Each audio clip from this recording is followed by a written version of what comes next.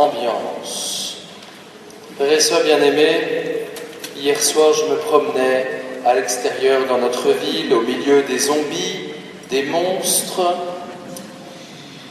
et même des curés en soutane. Mais oui, j'en ai trouvé, figurez-vous. Alors l'occasion évidemment était trop belle pour moi, j'étais avec des amis, j'ai voulu apparaître à l'un de ces faux petits curés, rien pour lui faire vivre à lui sa fête d'Halloween. Ambiance. La peur qu'il a eue quand il m'a vu, me dit, il a ouvert des yeux, 2 billes, il dit, vous en êtes un vrai, vous? Frisson garanti et mort de rire. Je dis oui, et je l'ai béni. J'ai pas osé lui souhaiter une bonne fête d'Halloween, il faut quand même pas pousser le bouchon jusqu'au bout.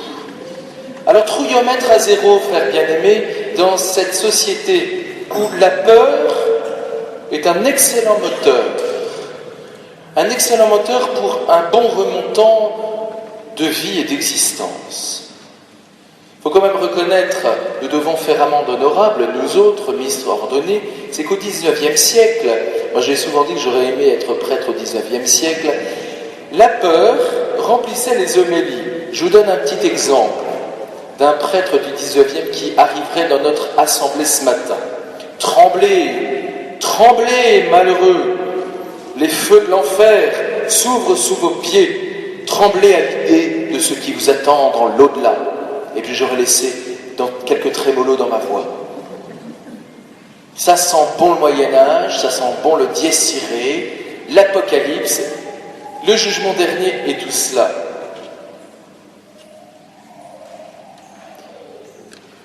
Le visage de peur attire celui de la colère, celui de la vengeance. Et c'est ce qui m'apparaissait quand je me promenais dans les rues de notre belle ville. Eh bien, n'en déplaise à ceux qui se seraient grimés à l'occasion d'Halloween, la Toussaint est évidemment tout à fait le contraire. C'est un visage de lumière.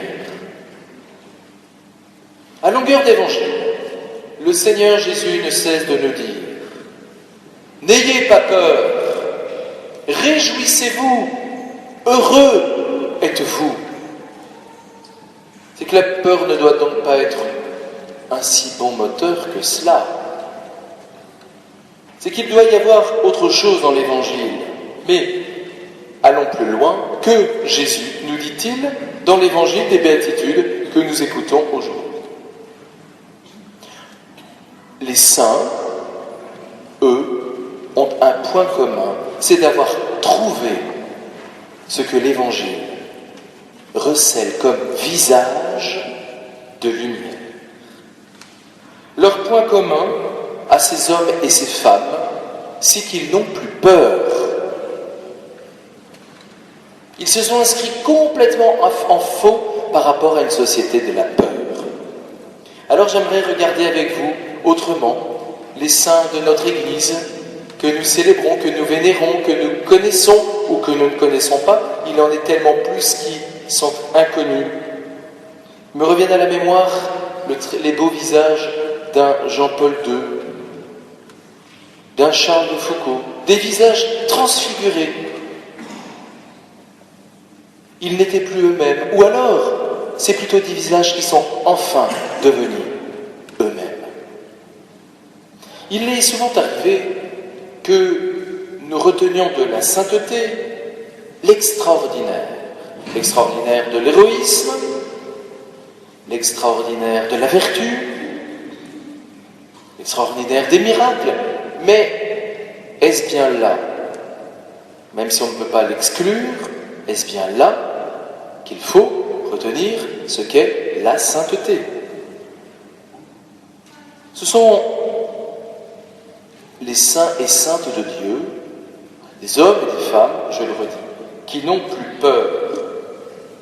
Alors n'est-ce pas plutôt c'est le premier aspect que j'entends de l'Évangile, dans la confiance qu'il faut reconnaître la sainteté. L'Évangile est une invitation à la confiance. Et plus précisément, une invitation à ne plus avoir peur. C'est cette invitation même qui revient comme un refrain tout au long de la vie, de la Bible. Ne dit-on pas qu'il y a 365 fois dans la Bible l'invitation à ne plus avoir peur?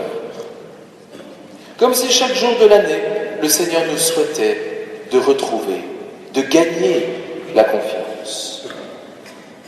La confiance est la première vertu de ceux que nous appelons les saints et saintes de Dieu.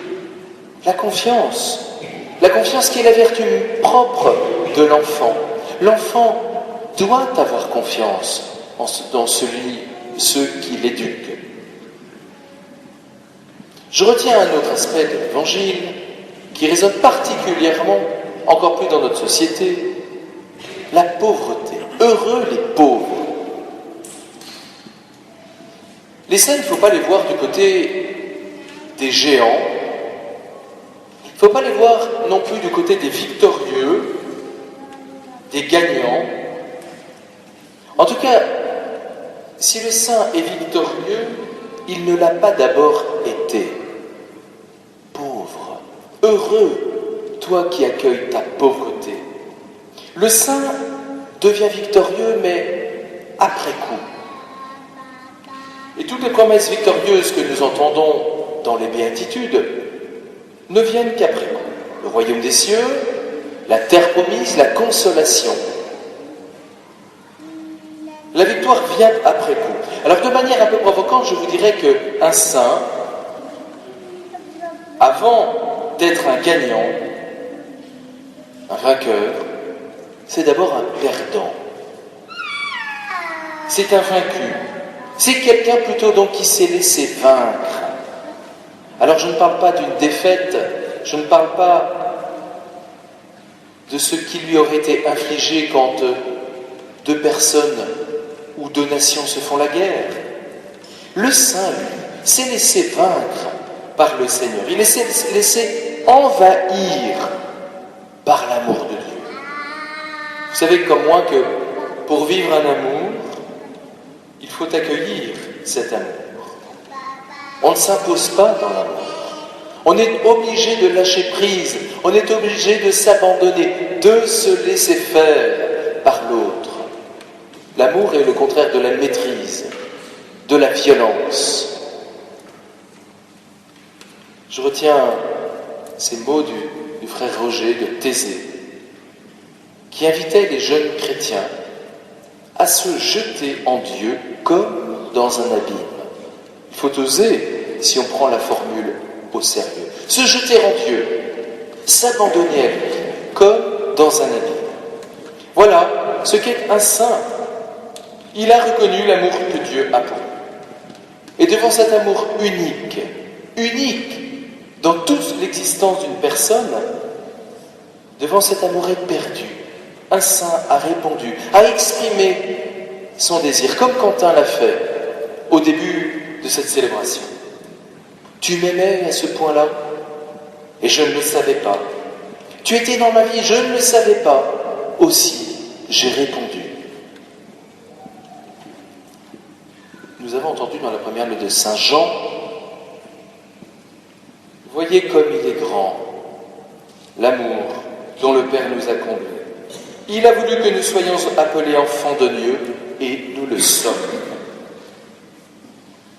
Le saint est celui qui a fondu, littéralement, devant l'amour de Dieu. Voilà où il est vaincu. Il se laisse faire devant l'amour de Jésus. C'est là où tout commence. Dans la confiance et dans l'accueil de ma fragilité, le Seigneur va me faire grandir. Voilà la victoire des saints. Ils n'ont donc pas demandé au monde de leur apprendre comment vivre et se battre. Ils ont appris simplement de Dieu, au cœur du monde. Heureux et victorieux, oui, les hommes et les femmes que nous appelons saints le sont. Mais ils le sont parce qu'ils sont pauvres d'eux-mêmes, parce qu'ils ont été vaincus, je le redis, par l'amour. Et ils ont cru toute leur vie, de toute leur force, dans cet amour. Alors que faire quand je vis au plus profond de mon être cette existence, cette expérience? Comment transformer mon existence quand autour de moi il n'y a que des visages de peur, de colère, de vengeance? Les saints, frères et sœurs bien-aimés, nous l'apprennent. Leurs visages transfigurés sont devenus, jour après jour, comme le disent les béatitudes, des visages de douceur, des visages de passion pour la justice, des visages de miséricorde, à temps et à contre-temps, des visages de réconciliation, des visages de transparence, en un mot je le disais, des visages de lumière. Voilà le visage des béatitudes. Voilà le vrai visage de Dieu sur notre monde. Voilà ce que Dieu invite. À quoi Dieu invite ses enfants? Un visage de bonheur, parce que vivre comme cela, et cela seulement, nous assure le bonheur sur la terre. Alors, frères et sœurs bien-aimés, ne cherchons pas d'abord à être des vainqueurs, mais soyons vaincus par l'amour du Seigneur, qu'il emplisse tellement notre existence et notre visage. L'impératif auquel se sont appliqués tous les saints. Sois aimé et aime. Aux enfants du catéchisme qui sont venus, je dis seulement ceci: sois aimé par le Seigneur. Prends le temps de le découvrir et aime. Et ton visage sera celui-là même du Seigneur, visage de lumière.